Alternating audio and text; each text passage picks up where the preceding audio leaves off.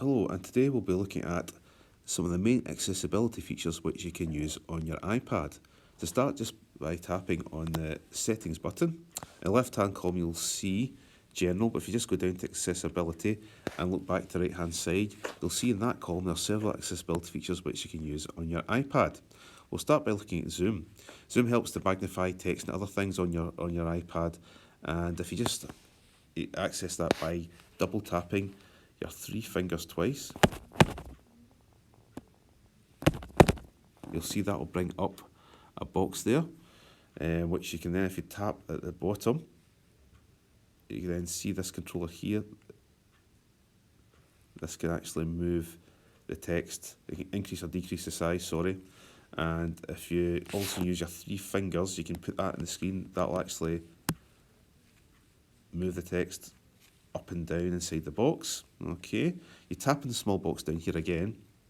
You can also show a controller which can move the box up and down the screen. And just if you don't want to use it any longer, just tap high controller and that goes. And you can also just tap zoom out and that'll take the box away. Also, if you go back to accessibility and you look at the magnifier, this is another feature that lets you get close-ups, much like using your camera, and that would help with you perhaps looking at experiments in science, for example. Now you can get a shortcut to this accessibility feature just by triple clicking the home button. So just click it 3 times. And you'll see that will bring up this menu here. It's also a shortcut to other accessibility features as well. But if you just go down to magnifier, and you'll see there, that then accesses the magnifier and lets you go, we can bring it backwards and forwards, go up close and use this feature to look at any, as I say, any objects you want to get particularly close to. This is an excellent option. Okay, and again, so just to click the home button, that will bring you back out again. So go back to settings and go back to accessibility. And the next feature I'll look at is displaying text size. You get things on this such as larger text, which means you can actually just simply increase or decrease the size of your text on your iPad, if that would help you. Also an important feature to use well, you can invert the colours if you wanted to of the iPad. For example, you could do a smart invert or like that, or bring it back out, or a classic invert like that, which just reverses the colours on the iPad. But also if you go to colour filters, you'll see here this set of coloured pencils, and if you turn this on, tap it to turn it on, and if you'd like your background to be a particular colour to help you, for example, it might help some dyslexic learners, and all you have to do is to pick the colour, for example, you might like, such as red, green maybe, tap on colour tint, go down, and you'll see if you play about with the intensity and the hue to change the shade of it as well, you can then find which shade, okay, would best suit you to use as a background in your iPad. Okay, so just play about with that, so you can use various different colours as well. Just select colour tint, and then you can just play about, as I said, with the intensity of it all, or the hue there as well. Okay, to whatever suits you best. If you don't need that, don't worry. You think, no, I don't need that any longer, just tap colour filters and that will take that off and come back out again. Okay, and you go back to accessibility. And another important feature to have here is spoken content.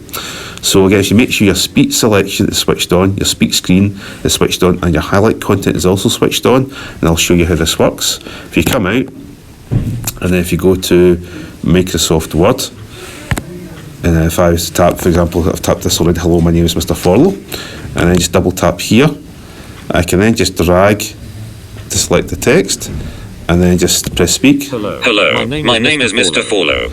And that will read out the text. So this will be very handy, for example, if maybe the teacher is given the pupil a large amount of text they have to read, and it's maybe quite difficult to read, it'd be easier for them to obviously have it spoken to them.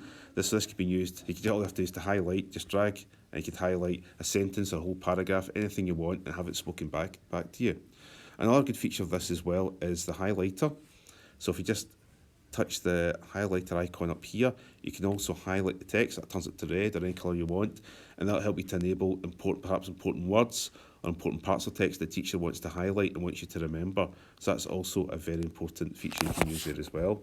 So just come back out of that, I'll just delete that draft there. Okay, come back out here and go back onto accessibility again once more.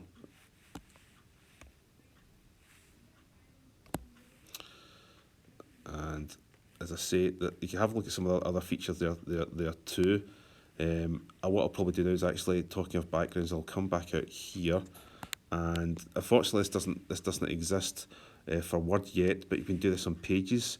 So if you have the Pages up there, you can also change the background. Again, this would help someone who has perhaps visual stress, or perhaps is using an overlay in the classroom. This would help them. So all you have to do would be to go to the three dots here, the right hand side, go to Document Setup, go to Section, go to Background. The moment this is set on, I think kind of like a yellow shade, or kind of yellow, almost orange shade. You can change it to any shade you want now, just by tapping on that. As you see the various colours there, just by using that there. So this is an excellent feature to use with Pages, and it would help to those pupils that have any visual stress issues, or feel the need to use an overlay to help them see black print on white paper. Okay.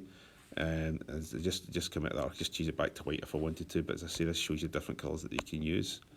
Okay, and let's just come back out of that there. Come back out. And as I say, those are the features which you can use to help on the iPad with accessibility. Thank you for listening.